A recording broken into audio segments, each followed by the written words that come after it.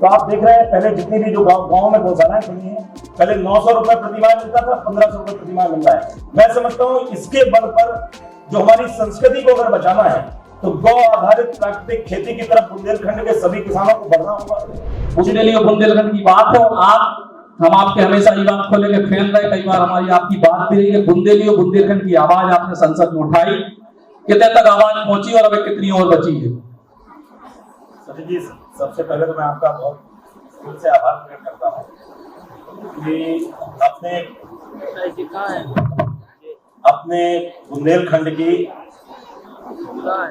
अपनी बुंदेली भाषा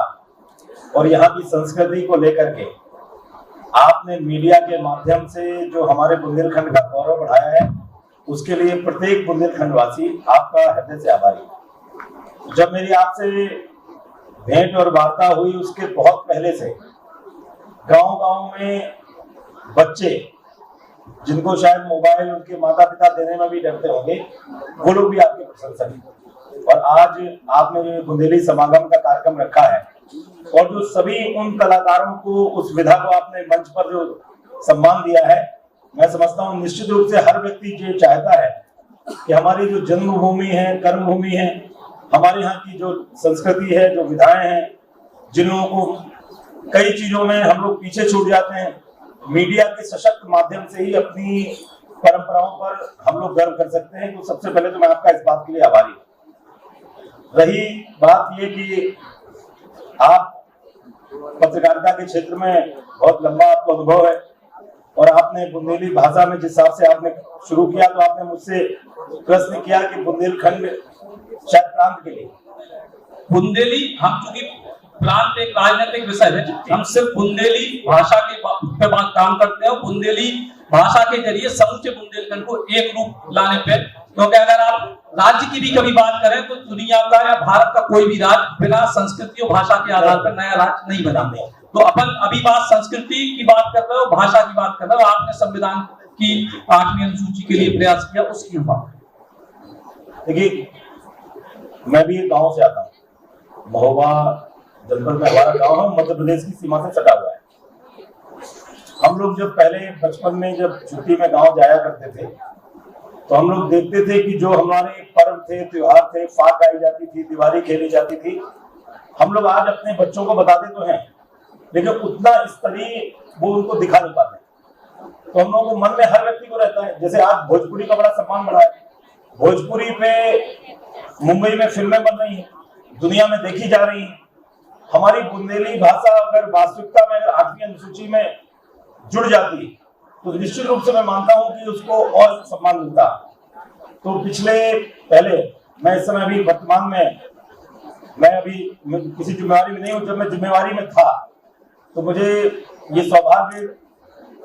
बुंदेलखंड के सभी सम्मानित लोगों के कारण से, हमीरपुर संसदीय क्षेत्र के लोगों से जो मुझे विश्वास और भरोसा दिया, तो मुझे लगा कि हमको वहां पर संसद में जाकर के केवल एक ही काम करना है कि अपने क्षेत्र का विकास, अपनी संस्कृति का सम्मान और अपने किसानों और नौजवानों के लिए वो कैसे हम लोग सशक्त हों, मजबूत हों। तो सबसे पहले मैंने ये मुद्दा उठाया कि अपनी बुंदेली भाषा को 8वीं अनुसूची में शामिल किया जाए। जितने भी पार्लियामेंट के जितने भी रूल्स होते हैं, सभी नियमों के तहत उसको उठाने का काम किया, केवल 0 आवर में नहीं, मतलब अनेक जितने भी नियम है सब में लाने की कोशिश की। प्राइवेट मेंबर बिल लेकर के भी आए और मैं बड़ा अपने आप को सौभाग्यशाली मानता हूं कि मुझे हमारे क्षेत्र के लोगों ने ये अवसर प्रदान किया कि मैं मातृभूमि के लिए मुझे करने का मौका मिला और बहुत बहुत करने का मौका मिला। हमारी पार्टी ने भी हमको इस बात के लिए, पार्टी का भी मैं आभारी रहता हूं कि जो कई टेक्निकल मुद्दे होते हैं जिनको राजनीतिक लोग टच नहीं करना चाहते, उन मुद्दों को लेकर के जब बोला जाता है तो कई बार पार्टी के लोग उनको शायद ऊपर से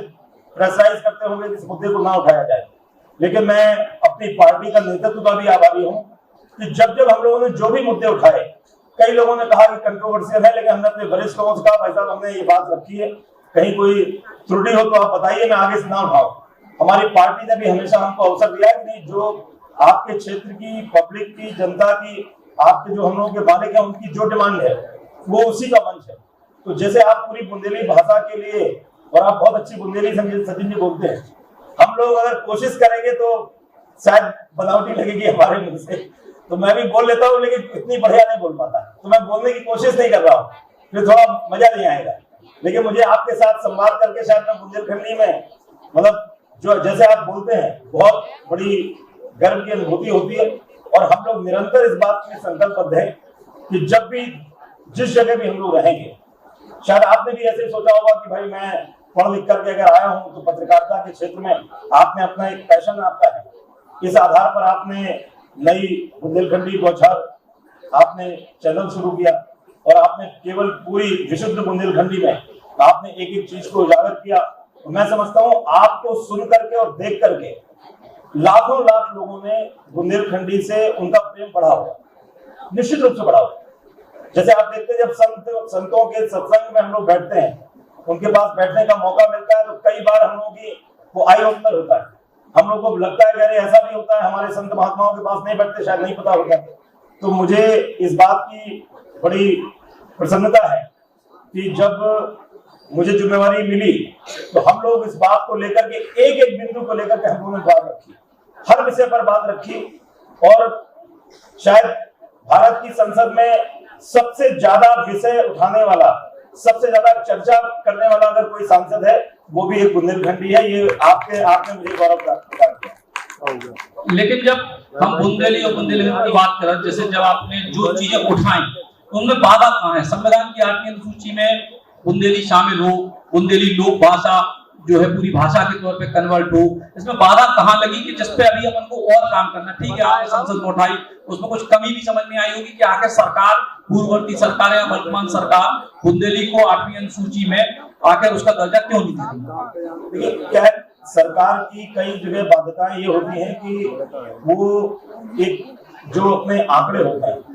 जनसंख्या होती है कि देश की आबादी 140 करोड़ है, कितने प्रतिशत लोग कौन सी भाषा बोल रहे हैं। अभी हम लोग क्या है, हमारा क्षेत्र बहुत बड़ा है, मध्य भारत में हम लोग स्थित हैं, भौगोलिक दृष्टिकोण से भी, प्राकृतिक सौंदर्य के रूप में भी, खेती किसानी में भी हम लोग किसी से पीछे नहीं है। पहले हम लोग सुना करते थे कि बुंदेलखंड के किसानों को इस प्रकार से, लेकिन जितना मैं समझ पाया हूँ हमारे बुंदेलखंड के पास सभी जितने प्राकृतिक संसाधन है वो सब उपलब्ध है। हमारे पास बहुत संभावनाएं, अनंत संभावनाएं हैं और हम लोग सबसे समृद्ध और सशक्त बन सकते हैं। लेकिन जनसंख्या के मामले में हम लोग अभी बुंदेली बोलने वाले लोग, उनका प्रतिशत कम है। तो मैं समझता हूँ एक दिन निश्चित बुंदेलखंडी अपनी 8वीं अनुसूची में शामिल होगी और उसके लिए शायद कुछ नियमों में परिवर्तन होगा, जिसकी बात वर्तमान की सरकार में इस बात को लेकर के हुआ है। क्योंकि आप जान रहे हैं जब से न्यू एजुकेशन पॉलिसी आई है तो सभी क्षेत्रीय भाषाओं को सम्मान दिया गया है, चाहे हमारे दक्षिण के बंधु हो चाहे हम लोग हो। तो आप देख रहे हैं बड़ी प्रतिष्ठित परीक्षाओं में भी कई बार होता था कि अपने बुंदेलखंड के बहुत से लोग, मैं आपको एक अनुभव बताता हूँ।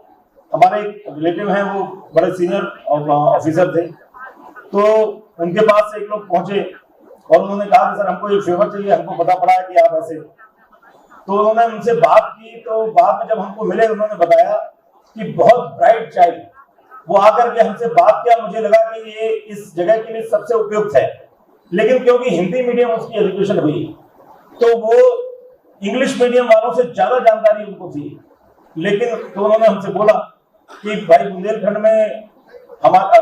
इतने बड़े हार्ड वर्किंग बच्चे हैं, लेकिन वो लोग अपनी बातों को, भावनाओं को व्यक्त नहीं कर पाते। तो मैं समझता हूँ कि हम लोग इसमें भी कहीं ना कहीं हम लोग चूक गए। हमको जैसे अपनी बुंदेलखंडी भाषा को विकसित करना चाहिए था, जैसे हमको अपनी संस्कृत को सीखना चाहिए था, ऐसे ही हमको जो विदेशी भाषाएं हैं, जो कि सब कुछ आवश्यक है, दुनिया में जितनी भी भाषाएं हमको आएंगी, सबसे पहले हमको अपनी मातृभाषा आना चाहिए, जिस पर हम गर्व करते हैं। और बहुत से हमारे बुजुर्ग, मैं अक्सर लोगों से बोला करता हूँ, मैं अपने परिवार में भी, रिश्तेदारों में भी, अपने मित्रों से, अपने कार्यकर्ताओं के बीच में, जब बच्चों के बीच बैठता हूँ, मैं कहता हूँ बेटा आप लोग वो भाषा जरूर सीखिए जिसमें आपके दादी दादा या माताजी पिताजी जब छोटे थे तो जो तोतली भाषा जो बोलते थे बिना स्कूल में जाए, वो आपकी मदर टंग होती थी, जो आपकी मातृभाषा होती थी। और ये बात हम लोगों को निश्चित रूप से सीखनी चाहिए कि अपनी भाषा को हम लोग सीखें। बिना भाषा को सीखे हम लोग संस्कृति को नहीं पहचान सकते। अभी हमारी बहन बहुत अच्छी प्रस्तुति दी, आपने बताया कि आइडल, बुंदेलखंड आइडल में वो जीती, मुस्कान प्रजापति जी। मैं आज पहली बार मिला हूं, मैंने नाम सुना था उनका। ये भी मुझे आपके मंच पे आने से फायदा हुआ कि हमारे बुंदेलखंड की बेटी इतनी अच्छी, बड़े कॉन्फिडेंस। अभी मैं संजीव संगीत जी, हम लोग के बहुत बड़े पुराने मित्र हैं, हम लोग अगल बगल बैठे थे। मैंने कहा संजीव जी, हमने कहा इतने, आप देखिए प्रस्तुति तो अच्छी है, पंक्तियां अच्छी हैं, लेकिन कॉन्फिडेंस लेवल देखिए आप, क्या कॉन्फिडेंस है। और जब सचिन जी, जब आपने बताया कि अभी उनकी एक फौजी से शादी हुई है, तो मैं समझता हूं कि जैसे फौजी का बॉर्डर पर कॉन्फिडेंस होता है, मुस्कान बिटिया का इस मंच पर वो कॉन्फिडेंस लेवल जो देखने को मिला, मैं समझता हूं यही रानी लक्ष्मीबाई की धरती की पहचान है, और अपनी बुंदेली की भी यही सुगंध है और यही खुशबू है। और हमारे पूर्वजों ने, हमारे पुरखों ने हम लोगों को जो आत्मविश्वास दिया, जैसे दिवाली आज खेलते हैं लोग, अभी दीपावली निकली है, छोटा बच्चा हो या 80 साल के बुजुर्ग हो, जिस प्रकार से वो लाठी चलाते हैं, आप उनका कॉन्फिडेंस देखिए। उंगली में लग भी गया, बाद में फ्रैक्चर भी अगर हो गया, तो किसी से बताते नहीं कि हमारी उंगली में दर्द है, हल्दी चूना से काम लगा लेते हैं। मेरा कहने का मतलब है कि हम लोग को अपनी संस्कृति पर, अपनी भाषा पर, क्षेत्र पर, अपनी जलवायु पर हम लोग को हमेशा, जो जैसे आपको है, हम सब लोगों को, जितने भी सभागार में बैठे हैं, हम सब लोगों को गर्व है। आप देखते हैं जैसे अभी महानगरों में हम लोग, जो हमारे लोग, जो अपने बच्चे जो बाहर गए हैं, जो सर्विस कर रहे हैं, सब्जी हो, फल हो, शुद्ध हम लोग को नहीं मिल पा रहा। मैंने बुंदेलखंड के लिए भारत सरकार में बात करके संसद में भी इस बात को उठाया कि जैसे हमारा हिंदुस्तान में सिक्किम एकमात्र ऐसा स्टेट है जो 100% एग्रो, मतलब ऑर्गेनिक एग्रो इकोनॉमिक जोन है। मैंने ये डिमांड अपने यहाँ रखी कि हमारे बुंदेलखंड में पूरे 7 जनपदों में और मध्य प्रदेश के क्षेत्र में भारत सरकार से हमने डिमांड रखी कि हमारे क्षेत्र को 100% ऑर्गेनिक खेती का जोन बना दिया जाए। और जो सब्सिडी यूरिया डीएपी पर बनती है, जिसके लिए कई बार लोगों को लाइन में लगना पड़ता है, दलालों और जो बिचौलिए हैं उनके कारण से, इन सब से निजात पाने के लिए हजारों करोड़ की सब्सिडी होती है। ये सब्सिडी अगर गौपालक को दे दी जाए, जो हमारे बैलों से खेती कर रहे हैं उनको दे दी जाए, तो शायद बच्चों को एक हेल्दी फूड मिलेगा। और मुझे इस बात की प्रसन्नता है, आपने क्योंकि बात वहीं से शुरू की, जो आज जो गायों को जो 900 रुपए पहले मिलता था, 1500 रुपए प्रतिमाह मिल रहा है। इस बात को भी भारत की संसद में मैंने इस बात को कई बार उठाया कि हमारे बुंदेलखंड में अन्ना प्रथा से निजात दिलाने के लिए हमारे किसान दिन भर खेती में मेहनत करके, किसान खेत में रहता है और रात में घर खाना खाने नहीं आ पाता, क्योंकि अगर घर आएगा तो हमारे जो जितने भी अन्ना प्रथा की छुट्टा गौवंश है उनका खेत चढ़ जाएगा। रात भर चौकीदारी करता है, दिन भर खेत में कृषक मजदूर के तरीके काम कर रहा है, रात भर चौकीदार के तरीके काम कर रहा है। और हमारे माताएं, बहनें, बच्चे, बच्चियां अपने बुजुर्गों को खाना लेकर के जब खेत के बाहर जाते हैं रात में, अनेकों प्रकार की, योगी जी की सरकार के पहले अनेकों प्रकार की घटनाएं होती थी। हम लोगों ने ये डिमांड रखी कि जो गाय पालता है उसको कम से कम 1000 रुपए प्रतिमाह दिया जाए। और मुझे इस बात की बड़ी प्रसन्नता है, जब उत्तर प्रदेश में जब हमारी भारतीय जनता पार्टी की सरकार बनी और गोरक्षा पीठ के पीठाधीश्वर मुख्यमंत्री बने, हम उनसे मिले जब पहली बार, तो हमने कहा महाराज जी मैं आपको बधाई देने नहीं आया हूं मुख्यमंत्री के लिए, मैं पहला आदमी बुंदेलखंड से आया था मांगने के लिए,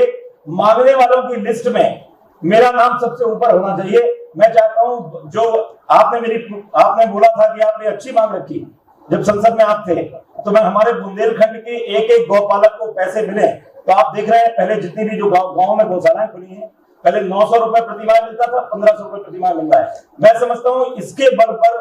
जो हमारी संस्कृति को अगर बचाना है, तो गौ आधारित प्राकृतिक खेती की तरफ बुंदेलखंड के सभी किसानों को बढ़ना होगा। जितनी भी महामारियां फैल रही हैं उनसे बचाने के लिए, बच्चों का शिक्षा का स्तर उठाने के लिए, हमारे बच्चे बच्चियां स्वस्थ हों और स्वस्थ मन में, स्वस्थ शरीर में स्वस्थ मस्तिष्क वास करता है, हम सब लोग जानते हैं। तो मैं समझता हूँ अपने बुंदेलखंडी परंपरा जो रानी लक्ष्मीबाई की धरती है, हम लोगों को, हमारे बच्चे बच्चियों को इसका निश्चित रूप से इनका बहुत बड़ा उनको अवसर देने का काम हमारी बुंदेली संस्कृति से मिलेगा। और जैसे आप जैसे सचिन जी लोग जिस प्रकार से अपने बुंदेली भाषा को ऊपर तक उठा रहे हैं, तो ग्रामीण व्यक्ति की भी भाषा को आप जितने अच्छे से